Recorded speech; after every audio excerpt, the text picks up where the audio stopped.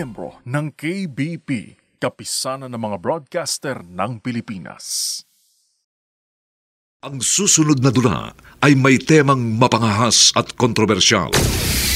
Ito ay maaaring nangyari na o nagaganap sa kasalukuyan. Anumang pagkakahawig sa mga pangalan o lugar na pinangyarihan ay hindi sinasadya at nagkataon lamang. Gunrunner versus Smuggler. Mula sa kanuna sa Pilipinas, DZRH. Ito po si Ray Sibayan. Tuloy-tuloy sa pagbabalita, tuloy-tuloy sa serbisyo. Sama-sama tayo, Pilipino! Ano ang katotohanan? Ano ang nakakubli sa bawat pangyayaring nababalot ng kontrobersya at kaiwagaan? Ano ang katotohanan? Sa bawat hinimay-himay na balita, lalabas ang buong pangyayari at hindi na mapipigilan. Ano ang katotohanan? Ano ang katotohanan? Nagbabalik ang inyong lingkod, RH11 Ray Sibayan sa kasaysayan. Gunrunner versus Smuggler.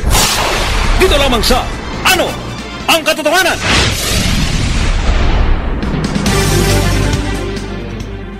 Isa sa mga tauhan ni Danny ang nasugatan ng paputukan ng kanilang grupo ni Renny. Ang anak naman ni Danny na si Geraldine ay nagsikap mapagkasundo ang ama at ang kanyang ninong. Subalit, pinahiya ni Renny at ipinagtabuyan ng bata. Kasunod niyon, hinagisa ni Danny ng granada ang bahay ng leader ng kalabang grupo ng mga smuggler. At ipagpatuloy ang pagsubaybay sa kasong ito. Mula sa kanuna sa Pilipinas, DZRH. Ito sa RH11 Ray Sibayan. Tuloy-tuloy sa pagbabalita, tuloy-tuloy sa serbisyo.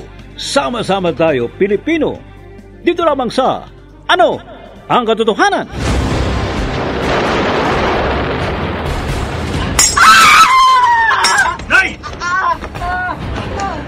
Huwag ko kayong matakot. Wala kayong sugat. Wala akong nasugatan sa atin. Halika, tumayo kayo. May sumabog sa harap ng bahay natin, kaya nabuwal ako sa sahig. At kaya nabasag ang salamin ng ating bintana. May naghagis ng granada dito sa bahay natin. Granada? Oo, inay. At malamang, ako ang target na naghagis ng granada. Sinong nagtangkap pumatay sa'yo, Renny? Sino?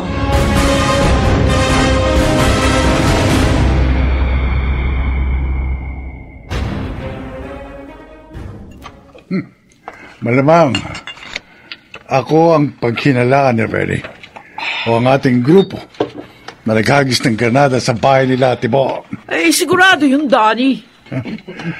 Kaya magpalamig muna tayo rito sa ating safe house. Kaya malamang, resbakan tayo ng grupo ng mga smuggler. Sigurado yan. Kaya umanda tayo. No problem. Armado ang grupo ng mga kalaban natin. Armado din naman grupo natin, ah. Pero mas nakalalamang sa dami ang mga tauhan ni Renny. Hindi problema yan. Kahit anong labanan, nakalalamang ang nakararami. Pwede nating palakasin yung grupo natin. Sa tulong ng isa kong kamag-anak. Kamag-anak mo, Tibo? Oo. Meron akong pinsan. Miyembro ng crime syndicate. May bubulong niya tayo sa kanilang leader. Para maging kaalyado natin sila. Pwede. Kapag nagkaroon tayo ng kasanggang crime syndicate, tagilid ang kalaban nating grupo ng mga smuggler.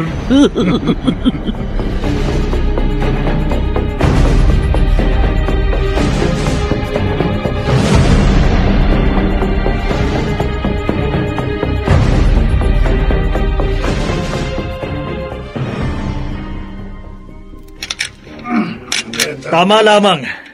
Naihanda natin ang ating mga armas. At maging alisto tayo sa ating safe house. Tama rin na hindi ka nag-report sa mga para, Renny. Ha? Grupo na lang natin ang gaganti sa nagagis na granada sa bahay. Ano itong mga armas namin, oh? Halos na nagtanggang tumudo sa'yo. Nakaligtas ka eh. Sisiguruhin kong mamalasin ang grupo ni Nadane. Na malamang, silang nagtangkang pumatay sa akin. May plano ako. At sa plano ko, mabubura sa mundo ang grupo ng mga kalaban nating Gunrunner!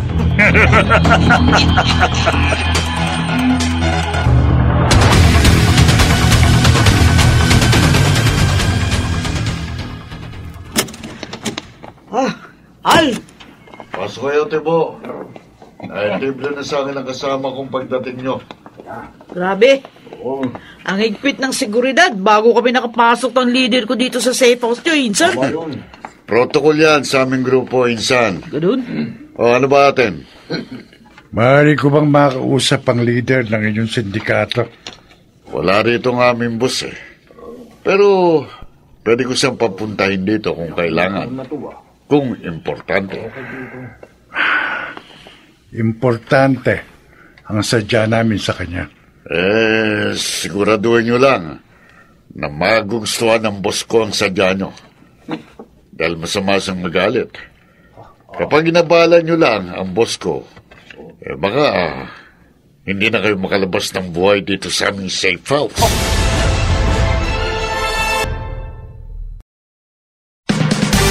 Nagbabalik ang inyong lingkod, RH11 Race Bayan sa kasaysayan. Gun Runner versus Smuggler. Dito lamang sa Ano ang Katotohanan? Nagpasyal po kayo, Aling Ima. Sinadya ko magpunta rito sa inyo, Corina, para humingi ng dispensa sa iyo. Lalo na sa anak mo. Lola Ima, magpagod pa po kayo sa pagpunta dito. Geraldine, ako ang napapahiya sa iyo at sa mga magulang mo dahil sa ginawa sa iyo ng ninong Renny mo. Alam kong sumama ang loob mo. Hindi naman po masama ang loob ko sa inyo. Pagpasensyahan mo na sana ang ninong mo, ha? Hindi rin po masama ang loob ko kay ninong Renny. Kaya lang nagtataka po ako sa kanya. Dati naman mabait po siya sa akin. Kapag nga nakikita niya ako, nilalambing pa niya ako. Tapos binibigyan niya ako ano-ano. Hindi ko rin maunawaan ang anak ko. Aling Ima, wala po kayong iintindihin sa amin ng anak ko. Salamat, Corina. Na kay Danny lang po ang problema. May problema sa asawa mo? Nagalit po kasi daddy ko kay Ninong Renny. May alitan pong namamagitan sa asawa ko at sa anak ninyo. Yan yung isa pang hindi ko maintindihan. At labis ko ipinagtataka, Corina. Dating maayos at maganda ang samahan ni Renny at Danny. Wala akong maisip na dahilan para magkaroon sila ng galit sa isa't isa. Ano man po ang pinag-awayan nila, ayaw ipaalam sa akin ni Danny. Hindi ko rin mapilit si Renny na ipagtapat sa akin ang naging sanhi ng away nila magkumpare. Lola Ima, kung hindi po natin alam ang dahilan ng away ni Ninong Renny at ng daddy ko, meron po ba kayong alam na paraan para mapagkasundo natin sila?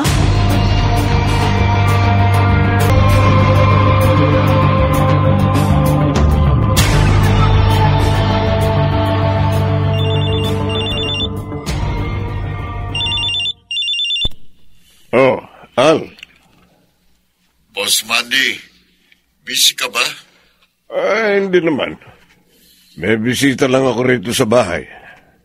Bisita, boss? Isang hindi ko inaasahang bibisita sa akin. Itatanong ko sana kung pwede kang pumunta rito sa safe house natin eh. Bakit? May gusto kasing makipag-usap sa'yo. Yung bang si Danny, leader ng isang grupo ng mga gun runner. Parang alam ko na ang sadya niya sa akin. Naghihintay siya sa'yo, boss. Istimahin mo muna siya at mamaya lang darating ako dyan. Okay, boss. Kakausapin ko lang muna ang bisita ko rito sa bahay na malamang ang sadya sa akin ay tulad din ng sadya ng naghihintay sa akin dyan sa safe house.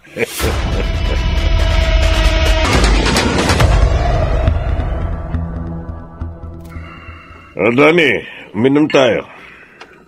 Uminom na kami ng mga kasama ko bago ka pa dumating, Boss Mandy. Ibiniling ko sa isang tauhan ko na estimahin kayong mabuti habang wala pa ako rito sa aming safe house. Hindi na ako magpapaligoy-ligoy. Diretsahin na kita. May grupo ng mga smuggler na tinik sa lalamunan ng grupo naming mga gunrunner. At kailangan mo ang tulong ng sindikato namin para matanggal ang tinik sa grupo nyo? Kung maaari, boss. Madali akong kausap. Payag akong maging kaalyado ng aming sindikatong inyong grupo. Salamat naman kung gano'n. Sa tamang presyo. Boss? Yan ang kondisyon ko, Danny. Sangayon ka ba? Na ang maging kapalit ng pagpayag kung maging magkaalyado tayo ay magkaroon ng porsyento ang aming sindikato sa bawat transaksyon ng grupo niyong mga gunrunner.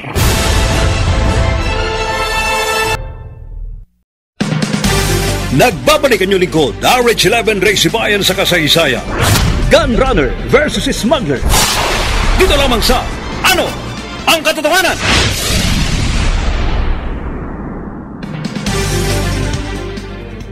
Sumang-ayon si Danny sa kondisyon ng pinuno ng crime syndicate.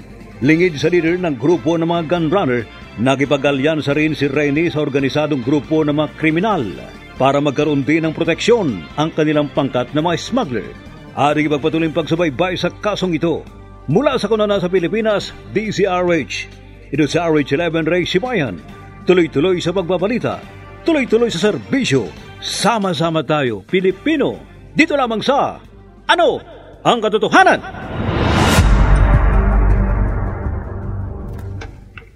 Okay na. Planchado na naging lakad ko kanina.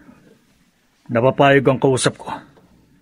May big-time crime syndicate ng kasanggang ating grupo na magbibigay ng proteksyon sa atin. Sige na. Ipaalam mo sa mga kasama mong itinawag ko sa'yo.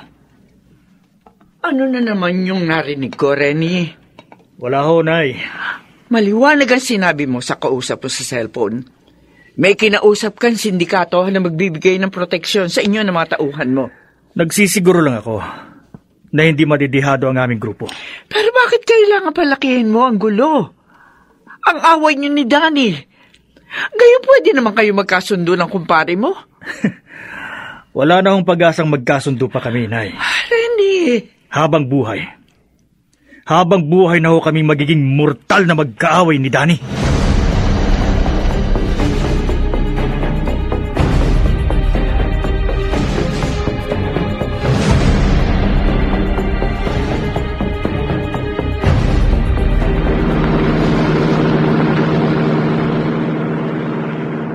Danny, anong gagawin natin ngayon? Nabubuntutan natin yung van ng grupo ni Rennie.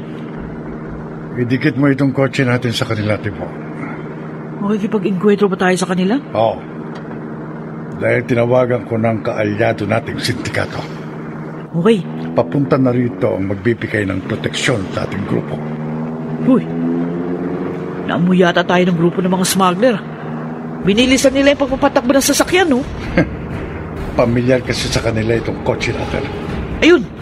Lumiko sila sa intersection. Huwag mo silang hihiwalayan. Okay! Padating na ang ating mga kalyato. Bubuksan ko na itong bintana ng kotse. At puputukan ko na ang grupo ng mga smuggler!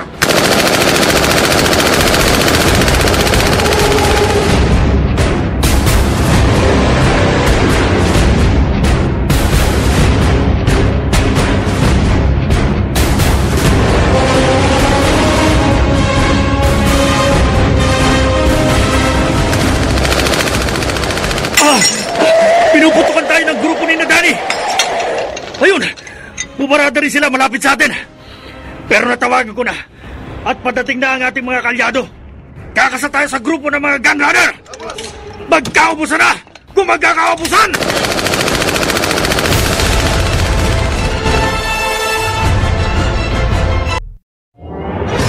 Saan hahantong ang madugong engkwentro ng grupo ng mga gunrunner at ng pangkat na mga smuggler?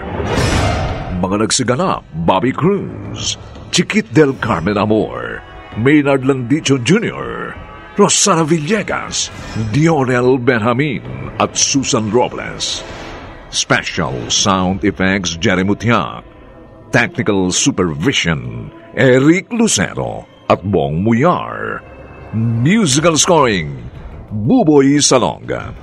Production Assistant Anching Cruz. Ito'y mula sa panulat ni Orly Aquino at sa maaksyong direksyon ni Renato Phil Cruz.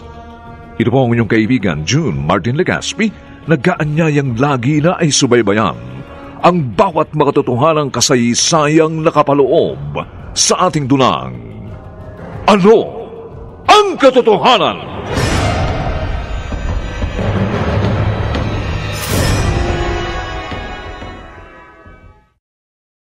Serbisyong tapat sa iyo, DZRH. Miyembro ng KBP, Kapisanan ng mga Broadcaster ng Pilipinas.